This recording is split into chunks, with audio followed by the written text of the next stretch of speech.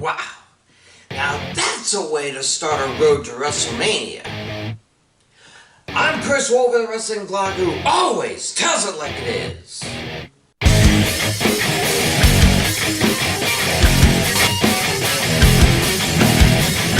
Ugh. 2.5 out of 6. Missed both Rumbles, though to be fair, both winners weren't part of the roster of either Rumble. Missed Lashley winning his title back, and I should have known from previous vlogs I've done. Thought the Usos wouldn't retain, and though I said Reigns would retain, I didn't think it would be by disqualification, so half a point on that. So that makes me 7 for 12 for the year. But the road to WrestleMania started out much better than last year's. I guess the prospect of 200,000 paying customers in Dallas over 2 days is enough to make anybody work harder. So allow me to be the jackknife tractor trailer on this road and try to keep things in perspective. Here we go! Gone 3 years and had a kid and can still kick all the ass. Rowdy Ronda Rousey showed she hasn't lost a beat by winning in her first ever Royal Rumble appearance, and I had to agree that she had unfinished business with both Becky Lynch and Charlotte Flair. After all, the last time we saw Rousey, Lynch took her Raw Women's title along with Charlotte's SmackDown Women's title. But let's face it, Flair is the alpha female in the WWE. Has been for a good while now. If you want to prove yourself quickly in the WWE, you take a title from a Flair. Lynch would have found out some way not to take on Rousey anyway. As I had thought before, Brock Lesnar's title reign was not long at all. Too bad I didn't predict as such.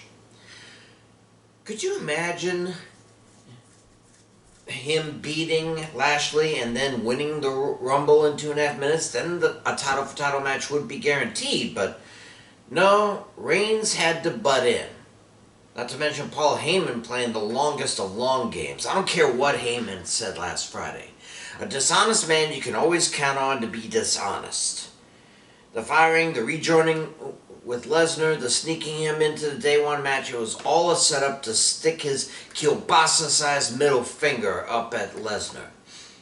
And now Reigns has a date with Lesnar at WrestleMania. And it's all going to hell then. Shane McMahon returning at the Royal Rumble, not too much of a shock.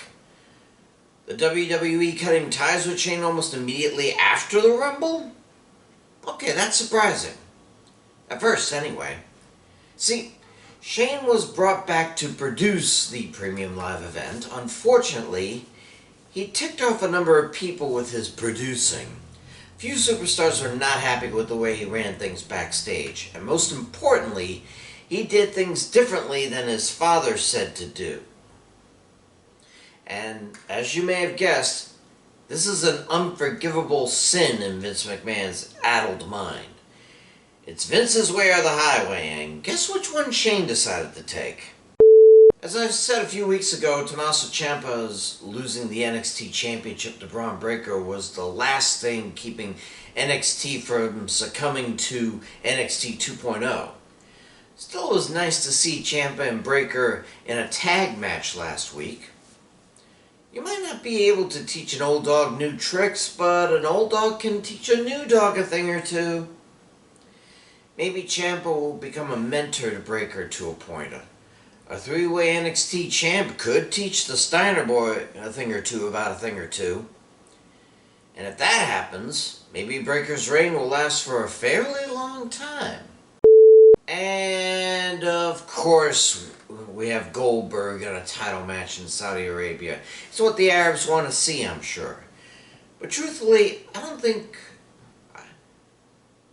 Roman Reigns should have been his target. I mean, wasn't it Bobby Lashley who assaulted Goldie's son at SummerSlam?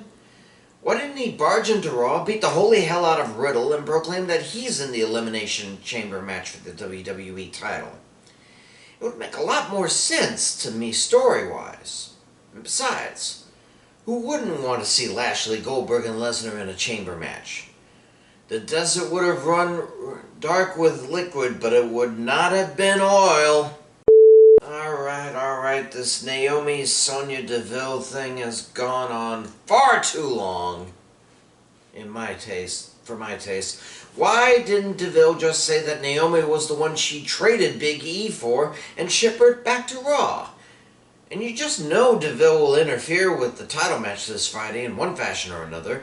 This needs to get resolved even before WrestleMania. Hey, Adam Pearce, stop letting Sonya have your balls in a sling and hide all of Sonya's jackets. Get her back into the ring where she belongs so that Naomi can knock her into early retirement.